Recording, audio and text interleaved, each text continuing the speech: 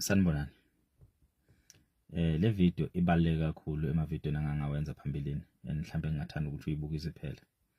And ngiyathemba futhi ukuthi le video ngizoyenza ngize ngiyiqede ngingakhalanga because this is emotional, but angazi ukuthi emotional kanjani because ayikho ubhlungu. Le video i about lento enziwa umzukulu kimi. Into le engajwayelekile. Hayi ukuthi lento ayijwayelekile kimi kuphela but ayijwayelekile nje South Africa as a whole. Singadlala nje silokhu sidlala sihype ingoma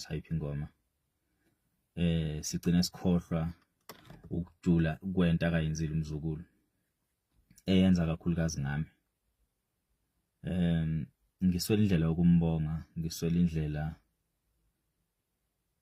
yokuveza ukuthi ngijabule kanjani enhlizweni yami. Eminyakeni yami eminingi kakhulu ngiyi-artist sonkondlo, I've been overlooked most of the time. Abantu nje bayangiziba and ngiyawazi umsebenzi wami, ngiyawenza umsebenzi wami.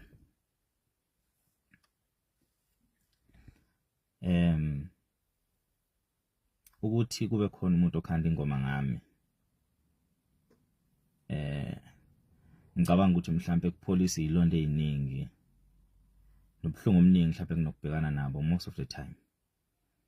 Ekutheni mina angangithole ngisho nengcosana nje interview emsakazweni kuthiwa ngibiziwe nongabe khona into enkulu engakanani engenzile, kuthiwa kuzokhulunywa nami, ngizohlaliswa phansi ngibuzwe ngami, or even ngibizwe kungabona kude. Not to say I don't appreciate indlela abantu abangisupporta ngakhona, abantu indlela benza ngakhona, but mina I'm one of those artists abasebenzile. Mhlambe phela ngisebenzile akukho enough kwabanye abantu, kodwa umzukulu ubone kubalekile ukuthi phekwakho konke abhala ingoma mase iqamba ngami. This is not a feature, but ngiyingoma, which means ingoma kamzukulu ibizwa kuthiwa kwazi insele. And mind you ukuthi le ngoma akuyona ingoma ihit. So just imagine uhamba endleleni uzwa ingoma icula ngawe, iphinde icule ngomsebenzi wakho, iphinde ngaphezulu kwakho konke ibonise uku-appreciate from kwelinye artist. Me understanding ukuthi ama-artist ane ego engakanani. Lento enza umzukulu sayigcina yenziwa oBrenda Fassie beculela oMadiba. Abantu abaculelwa ingoma, abantu abangasekho emhlabeni, abantu abaculelwa ingoma, abantu esekuthiwa angeke sakwazi ukubonga. Lo nyaka kimi suphelile, so right. Lesi sibuso edlula zonke ibuso sengangayithola ikakhulukazi kulo nyaka. Bafethu angeni understand lento le. Ngeni understand lento.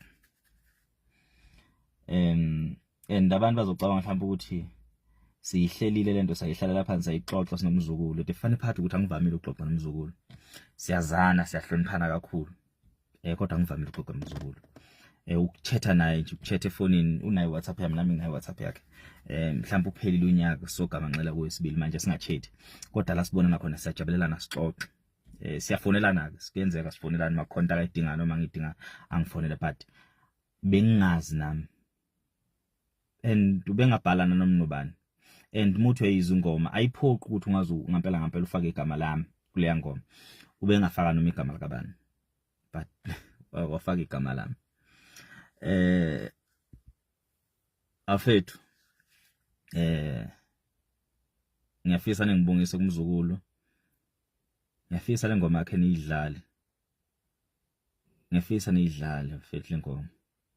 Because I'm thinking ukuthi even ongabe kuthiwa ngisekho emhlabeni, umculo oqala wakwacula ngami nezingane zami ziyozwa ukuthi khona bafethu angikho omkhulu mina. Angikho omkhulu, I just work hard, but angikho omkhulu. But le ngoma iza nesinye isisindo sokuzizwa ngimkhulu eSouth Africa. Not only emhlabeni kaMaskandi but eSouth Africa. Not only lo nyaka, even next year, next of next year. Le ngoma balekile kuba iya frame yaka le ngoma bengizoyiframe ngibeke obondeni. angazi ukuthi ubani uma ngingaba creative angiframele leyashandisa angazi kanjani ngithatha ngibeke ubondweni bafethu angihappy empilweni yami ngihappy angifuni lutho ke manje ayikho into enje yakenzeka empilweni yami angifuni lutho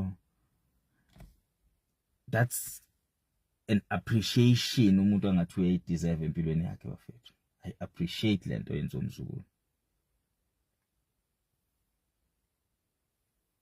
ngiyabonga mfakazulu mfethu ngiyabonga hambani udlala le ngoma ishaya ama million futhi le ngoma la ngihamba khona zonke ngidlala kwazi inse